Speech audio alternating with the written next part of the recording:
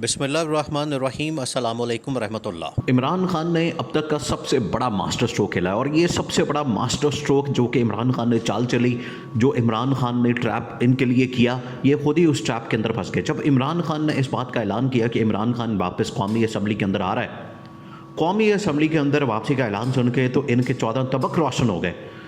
इनका जीना हराम हो गया, इनको परेशानी लग गई। इन्होंने क्या किया कि इन्होंने राजा परवेज़ अशरफ को कह के, जो स्पीकर कौमी असम्बली है, इमरान खान की पार्टी के सारे इस्तीफ़े एक एक करके मंजूर करना शुरू कर दिए।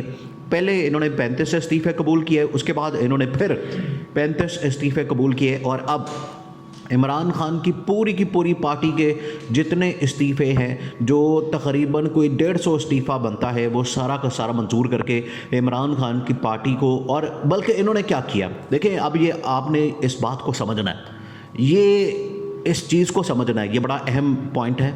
और आइनी और कानूनी लिहाज से इस टाइम जो नेशनल असम्बली है, कौमी असम्बली है, वो फारिग हो गई है, क्योंकि इन्होंने खुद ही इस्तीफ़े मंजूर करके आधी जो नेशनल असम्बली है वो फारिग करती है।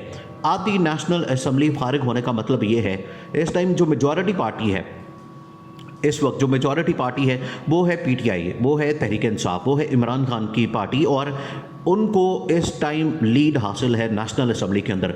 जबकि सेकंड पार्टी इस टाइम नून लीग है और थर्ड पीपल्स पार्टी है, जबकि जो सेकंड नंबर पर आने वाली है वो हुकूमत बना के बैठी हुई है। और हुकूमत कैसे बनी है वो सबको पता है। इनको मिला के, इनको इकट्ठा करके, इनको जोड़ के इन्होंने हुकूमत बनाई और ये हुकूमत अब चल नहीं रही। हुकूमत बनाने के बाद, हुकूमत तो देखें, मुल्कों के अंदर हुकूमतें तो इसलिए बनाई जाती हैं कि हुकूमत आती है, वो मुल्क को चलाती है, मुल्क को बेहतर करती है, तरक्की की तरफ लेके जाती है। जैसे इमरान खान कर रहा था, इमरान खान ने मुल्क को ट्रैक के ऊपर डाला, इमरान खान ने ग्रोथ रेट 6% कर दी, इकॉनमी बेहतर कर दी, आपकी तमाम के तमाम मैशत उसने बेहतर कर दी, कोरोना से मुकाबला किया, वो सब कुछ किया। इन्होंने आके क्या किया, इन्होंने आके इमरान खान ने जो भी अच्छे काम किए थे, इन्होंने उसके अंदर तबाही फेर दी, मुल्क का बेड़ा कर दिया, इकॉनमी बर्बाद कर दी, और जो ग्रोथ रेट थी वो 6% से 0 पे आ गई है। अब आ जाके इनके पास जो ऑप्शन बची है वो ये है कि इन्होंने इमरान खान को माइनस करने के लिए सारे के सारे इस्तीफ़े कबूल करके आधी नेशनल असम्बली फारिग कर दी है। और आधी नेशनल असम्बली फारिग होने का मतलब ये है कि आपकी कौमी असम्बली इस टाइम अमली तौर पर, जिस तरह से मुल्क इस टाइम प्रैक्टिकली डिफ़ॉल्ट हो गया है, मुल्क इस टाइम प्रैक्टिकली डिफ़ॉल्ट पे पहुंचा हुआ है। यहाँ पर मिसाल दी जाती है श्रीलंका की। श्रीलंका से भी बदतर हालात इस टाइम पाकिस्तान के अंदर हो गए, क्योंकि श्रीलंका के अंदर जो हालात बने थे, वहाँ पर तो आवाम ने आके सड़कों पे सब कुछ तहस नहस कर दिया। लेकिन यहाँ पर हुक्मरानों ने, जो खुद हुकूमत के अंदर बैठे हुए हैं, जो खुद इस चीज़ के ज़िम्मेदार हैं, जो ये इनको लाने वाले हैं, उन्होंने आके मुल्क के अंदर तबाही फेर दी और उन्होंने मुल्क का सत्यानाश कर दिया और मुल्क तहस नहस कर दिया, मुल्क को बर्बाद कर दिया। चलता चलाया मुल्क, चलती चलाती हुकूमत, इन्होंने पकड़ के उसको हटा दिया, इमरान खान को हटाया, हुकूमत को हटाया, और मुल्क चलता चलाया जो इस टाइम बहुत आगे निकल चुका होता, लेकिन इन्होंने आके रास्ता रोका और मुल्क को बर्बादी की तरफ धकेल दिया। अब मुल्क ऐसी दलदल में फंसा हुआ है कि अब आपके पास और कोई ऑप्शन नहीं है सिवाय इसके कि आप मुल्क के अंदर इलेक्शन अनाउंस कर दें। लेकिन इलेक्शन की तरफ जा नहीं रहे। मुख्तलिफ गेमें, आप इनकी गेमें देखें, आप जो इस टाइम ये हरकतें करते फिर रहे हैं, कभी इमरान खान की गिरफ्तारी, कभी असद उमर की, कभी फवाद चौधरी की गिरफ्तारियां, एक पूरी लिस्ट इन्होंने तैयार की हुई है कि हमने पूरी की पूरी जो पीटीआई की लीडरशिप, देखें जिस वक्त इमरान खान ने ऐलान किया कि मैंने मोहसिन नकवी के ख़िलाफ़ पूरा एहतजाज करना है, उस वक्त इनको होश आया कि हमने जो पीटीआई की टॉप लीडरशिप है उसको अंदर करना है, उसको जेलों में डालना है। उसके बाद इन्होंने फिर इस तरह का प्लान किया और इलेक्शन कमीशन को इस्तेमाल करके, ये जितना मर्जी इलेक्शन कमीशन को इस्तेमाल कर लें, इलेक्शन कमीशन एक आइनी और कानूनी इदारा है, उसको वही किरदार अदा करना चाहिए, ना कि ये नून लीग की बी टीम बन के तो इस तरह के काम करे।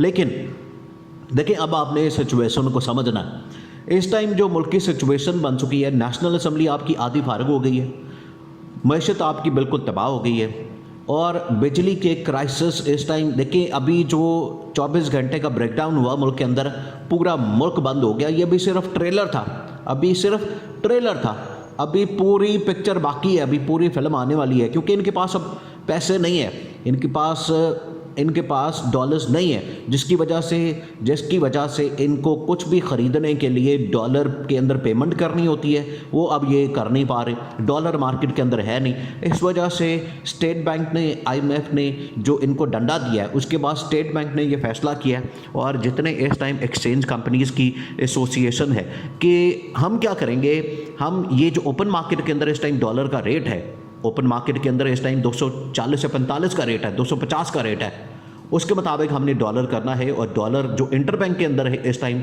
225 से 230 के लगभग है, 230 के लगभग है, इसको हमने ख़त्म करना है। और इसको स्ट्रेट अवे देखिए, ये असल में फ़ायदा करेंगे उस माफिया का, वो जो माफिया जिनके पास स्टॉक पड़ा हुआ है डॉलर्स का, वो रातों रात अरबपति हो जाएंगे। जैसे ही उनके पास 10-15 रुपए का इजाफा होना है तो उनके पास जो करोड़ों डॉलर्स पड़े हुए हैं वो रातों रात अरबों रुपए बन जाने हैं। इस तरह से तो ये लोग दिहाड़ियाँ लगवाते हैं लोगों की और अपने लोगों को इसी तरह से ये लोग नवाजते हैं। तो ये एक सेक्टर का मसला नहीं है, हर सेक्टर के अंदर इस तरह से दिहाड़ियाँ लगवाई जा रही हैं। इस हुकूमत ने आके काम ही दो किए। ये हुकूमत सिर्फ 2 कामों के अंदर एक्सपर्ट है। एक तो ये कि NRO लेना है, अपनी डील करनी है, पैकेज करना है और अपने केसेस माफ़ करवाने हैं, एक ये बात। और दूसरा ये कि नए सिरे से किस तरह से हमने करप्शन करनी, नए सिरे से कैसे हमने लूटमार करनी है और नए सिरे से किस तरह से हमने पैसा बनाना है। सिर्फ ये 2 इनके मिशन होते हैं और उसी को पूरा करने के लिए ये हुकूमत के अंदर आते हैं। अब हुकूमत नाम की तो चीज़ वैसे नज़र नहीं आती, लेकिन इनकी लूटमार जारी। आप पूरा शरीफ ख़ानदान उठा के देख लें, उसके अंदर ये अब शहबाज शरीफ, हालांकि अब वाज़े तौर पर देखें, वाज़े तौर पर इस टाइम धड़ा बन चुका है नून लीग के अंदर, एक शहबाज शरीफ का है और दूसरा जो है वो नवाज शरीफ का है। और दोनों धड़ों में इस टाइम बदतरीन लड़ाई जारी है, बदतरीन लड़ाई। और ये लड़ाई किस वजह से हो रही है? क्योंकि इमरान खान ने जिस तरीके से इनको दीवार के साथ लगाया, इनके ख़िलाफ़ जो इमरान खान ने चालें चली हैं, ये उसके ट्रैप में आ रहे हैं। अब ये जो नेशनल असम्बली वाला इमरान खान ने एक ब्लफ मारा इनके साथ, ये उसके ट्रैप में आ गए।